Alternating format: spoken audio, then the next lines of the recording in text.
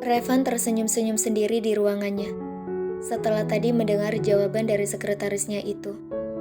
Beberapa saat yang lalu, Ren terdiam mendengar ucapan bosnya itu. Lebih tepatnya, pertanyaan yang sangat aneh menurutnya. Itu sudah jelas, Tuan. Tidak ada salahnya seorang suami menyukai istrinya sendiri.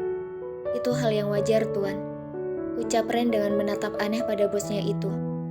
Revan menganggukkan kepalanya dan hal itu semakin membuat Ren menatap aneh padanya.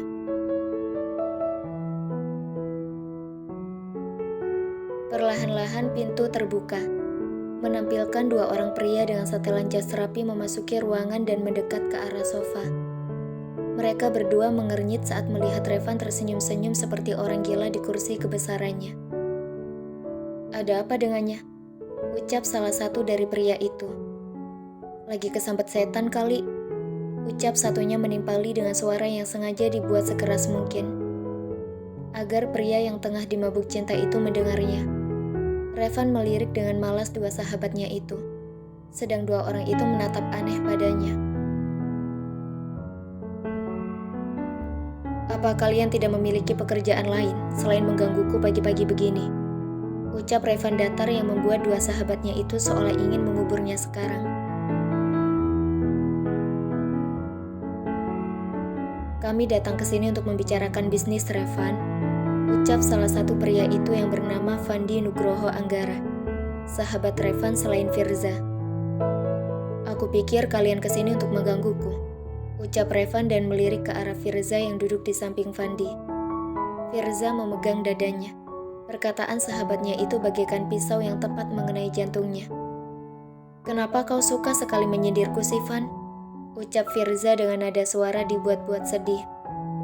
"Aku hanya mengatakan kebenaran," ucap Revan acuh, membuat Firza memutar bola matanya malas.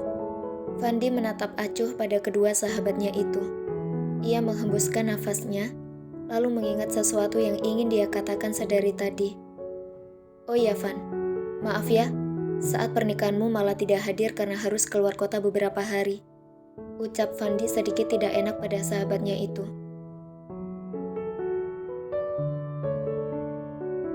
"Iya, tidak apa-apa," ucap Revan memaklumi sahabatnya yang satu itu, karena memang saat pernikahannya, Fandi tengah berada di Bali untuk urusan bisnisnya. "Van, apa benar jika istrimu memanggilmu dengan sebutan Om?" tanya Fandi yang sedikit kepo, karena perkataan Firza yang mengatakan jika Revan dipanggil Om oleh istrinya sendiri. Revan terdiam lalu menatap Firza yang mengalihkan pandangannya ke arah lain, berusaha menghindari tatapan mata Revan.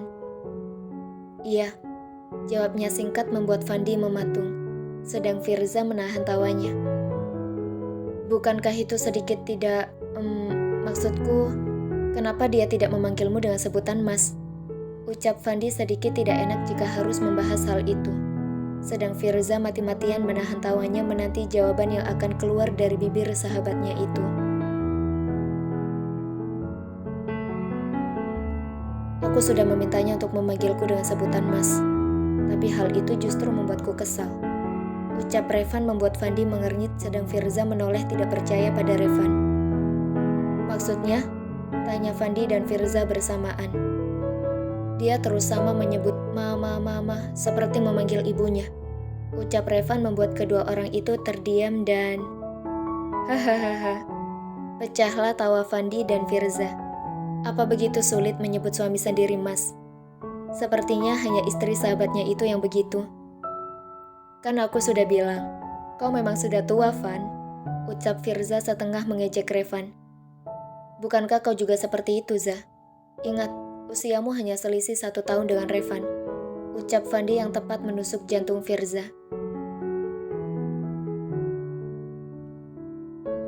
Di antara mereka bertiga, hanya Fandilah yang menikah di usia 26, sedang Revan menikah di usianya yang ke-30, dan Firza belum juga menikah, padahal usianya sudah 29 tahun.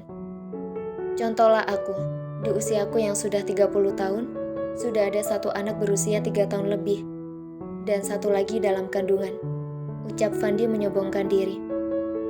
"Aku hanya belum menemukan pasangan hidup yang tepat. Aku tidak ingin menikah dengan wanita di bawah 20. Bisa saja dia juga akan memanggilku dengan sebutan Om. Sindir Firza membuat Revan menatap tajam padanya. Fandi mengernyit bingung, lalu menatap Revan. Bukannya usia putri pertama Tuan Disa berusia 23 tahun ya? Kenapa malah memanggilmu dengan sebutan Om? Tanya Fandi yang belum mengetahui jika Revan menikah dengan anak kedua, bukan pertama. Revan terdiam mendengar hal itu. Ia bingung harus menceritakan dari mana dulu pada sahabatnya itu. Dia tidak menikah dengan anak pertama, melainkan kedua. Hana Fiansa Disap, bukan Kinara Dwita Disap. Jelas Firza yang lagi-lagi membuat Fandi terkejut. Lah, kok bisa gitu? Terus anak pertamanya itu kemana? Tanya Fandi yang terkejut mendengar hal itu. Melarikan diri. Aku dengar kabur bersama pacarnya. Ucap Firza semakin membuat Fandi terkejut. Sudahlah, tidak perlu dibahas. Aku bahkan bersyukur menikah dengan Hana daripada kakaknya. Ucap Revan membuat kedua sahabatnya seketika terdiam. Lebih baik kita bahas bisnisnya sekarang. Aku harus pulang cepat untuk menjemput istriku. Ucap Revan lalu beranjak mendekat pada dua sahabatnya itu. Pukul 3 siang.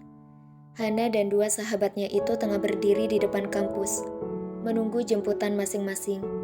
Mereka pulang lebih cepat, karena sudah tidak ada kelas lagi. Han, kamu yakin gak mau ikut aku? Tanya Dea yang entah sudah keberapa kalinya. Iya Tuhan, daripada nunggu di sini, ucap Bella menimpali ucapan Dea. Hana menghembuskan nafasnya, lalu menatap Dea dan Bella bergantian. Kalian gak perlu khawatir, entar jemputan aku datang kok. Kalian pulang gih, jemputan kalian udah datang tuh. Ucap Hana dengan menunjuk dua mobil yang mendekat ke arah mereka dan berhenti tepat di depan mereka.